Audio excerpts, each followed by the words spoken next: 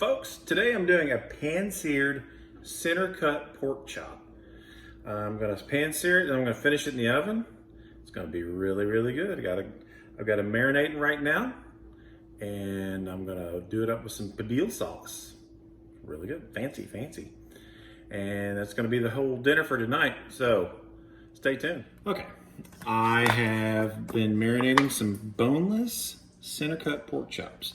I marinated them in some lime juice and the Kent Rollins Red River Ranch seasoning. It's a really good seasoning. This is one of my favorite guys to watch on YouTube. He should be your number one and then me number two, or you can do me number one and him number two, but he's a great show to watch. You learn a lot of things. All right. But like I said, I marinated this in some lime juice. I squeezed a fresh lime on both sides of the pork chop, let it marinate for a little bit. Lime works as a very good natural meat tenderizer. You don't have to sit there and pummel the pork chop with one of those meat hammers. It does a really good job with the enzymes breaking down the pork chop, and that does a really good job. It gives it a lot of flavor. It's a lot more tender, and that's what you're wanting. So I've got the old trusty pan.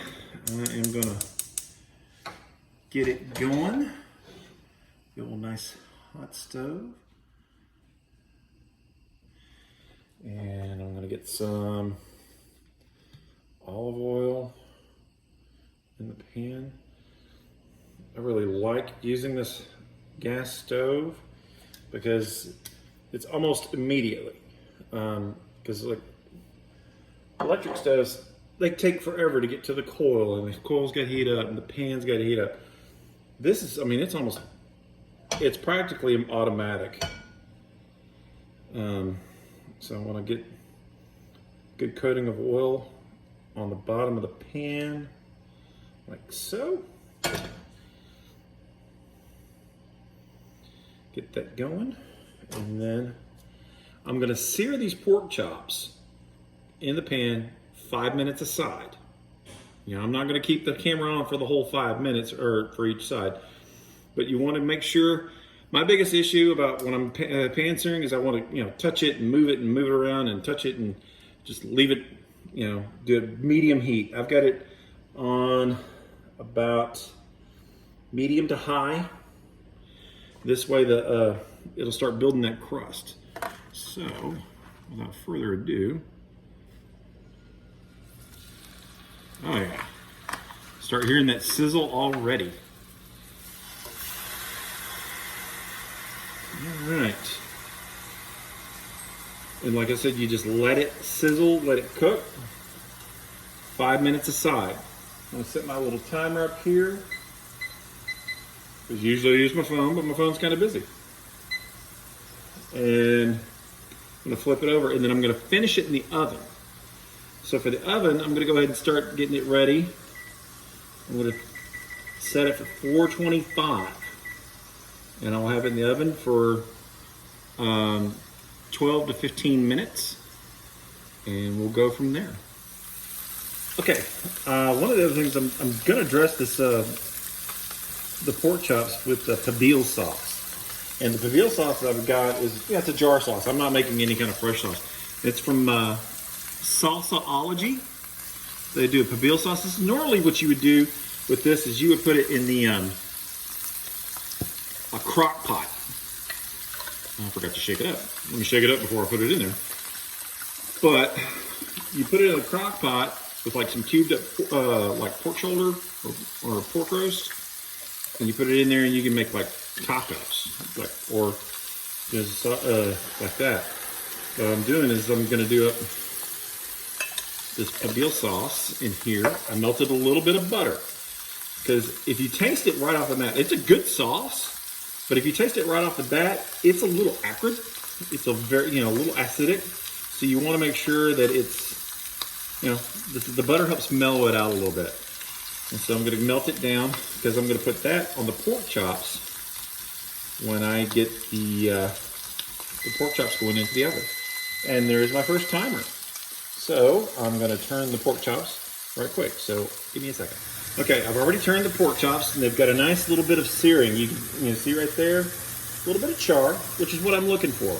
Because I put the sauce on it, it's going to be really, really good. So, because what you're doing with the sear is you're creating a crust, and it's going to trap all the juices of the pork chop in the pork chop, so it'll be nice and juicy and really, really good. A nice, juicy, and tender pork chop. That's what you want. So, like I've got it going. Get this side going a little bit, and just let it cook a little bit more. Like I said, the biggest thing you want to avoid doing is poking, moving. Keep moving around. That's my biggest thing I do wrong when I'm doing when I'm grilling something. Is I'll just keep cranking with it, and then it never really gets a good cook where it needs to be. I've changed that. It took a lot of practice to break that. But yeah, it's something. It took a lot of work for me to quit doing that. Yeah, and so I'll give this a couple more minutes, and I'll put this in the pan. I'll put this in the oven. Okay, so we've hit our 5 minutes. Oh yeah, this looks really good. And I've got a foil-lined baking sheet right here that I'm just going to put these pork chops into, like that. Put that in the sink. And I've got my sauce. Give it a little stir because it's got, you can see a lot of great spices in there. I want to make sure that everything gets in there. So I'm just going to pour it onto the pork chop. I mean, you could do this in a casserole dish, but I'd rather just, I'll do the foil line this way. It cuts down on the amount of cleaning I have to do on the pan afterward.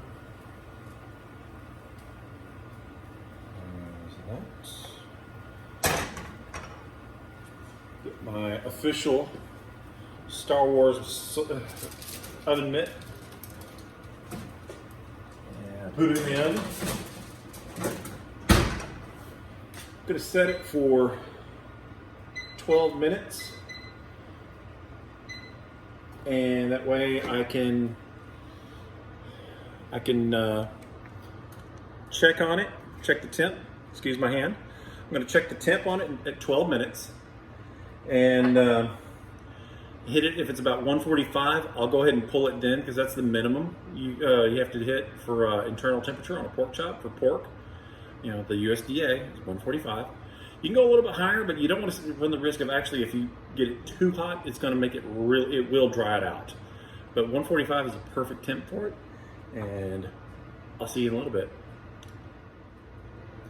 So, a little background on the pork chops. Like I said, they're a center cut boneless pork chop. They're a Berkshire pork chop, which is a heritage breed pig. It's one of those, there's a lot of hybrid pigs, where they're mixed breeds and all this, but this is a heritage, what they call a heritage breed. Like, it's kind of like the Angus, certified Angus beef, which is a black cow. This is a certified Berkshire hog. And it has got a really good marbling content of the fat with the meat on the pork chops.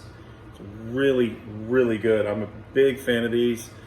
I've done a Boston butt roast, and on the pork chop, and on the Berkshire, and I've done the pork chops a lot. They're a really, really good pork chop. So highly recommend on getting that. And the Pibil sauce. Pibil sauce is like Pibil. It's a sauce that comes from the Yucatan region of Mexico. So they call it like a Yucatan barbecue sauce.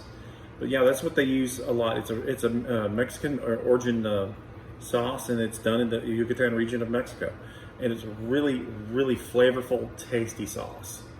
I can't wait to try it. Okay, I've got it out. It hit the temperature mark that I was looking for. It hit about 165, a little bit higher than the 145 that I mentioned earlier. But I do want to make sure that the meat is cooked. Last thing you want to do is get sick from undercooked pork. It's not a pretty thing. So this looks really, really good. So I'm going to plate it here in a minute, and I'm going to cut me a piece and see how it goes. Okay, I've got my plate set. I've got the pork chop. I ended up cutting out one of the, because it's the center cut, it's butterflied. So I got one part of it right here. And then I've got some cilantro lime rice and some refried black beans.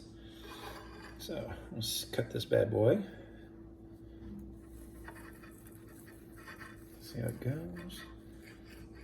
Get that little corner.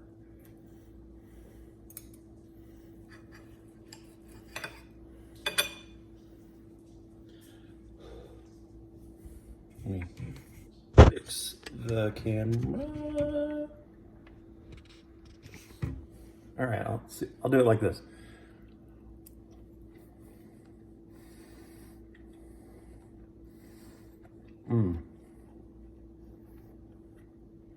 That's really good. There's a little bit of a fat band that runs around the pork chop, and it's a really good flavor.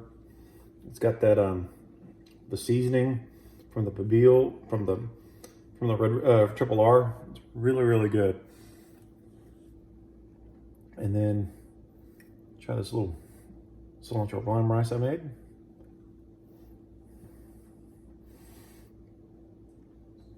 This is real simple on cilantro lime rice. It's Uncle Ben's basmati rice. I love basmati rice. I like how fluffy it is. I like the long grains. It's really, really good. And then what I use to make it is this clean and simple salad dressing. I used this last week. I even posted it on my Instagram and my Facebook page. I posted this on there. It's really, really good. It's very healthy. It's gluten-free, keto-friendly, only 2 grams of carbs, 1 gram of sugar. Made in my hometown of Colleyville, Texas. Really, really good stuff. Clean and central. They clean and simple. They make a cilantro lime. They make a whole line of salad dressings that work really good as marinades too. Big fan of that. What can I say, man? This is a really, really good pork chop. Look at that. You get the, like I said, you get a little bit of fat, and you get the. Let's see, if I can orient this right. Yeah, it looks. You get that little bit of fat man right there. Some people call it gristle. Some people call it fat. I like it. Some people call it Kaiser blade. Pork chop is good. All right, y'all take care. Bye.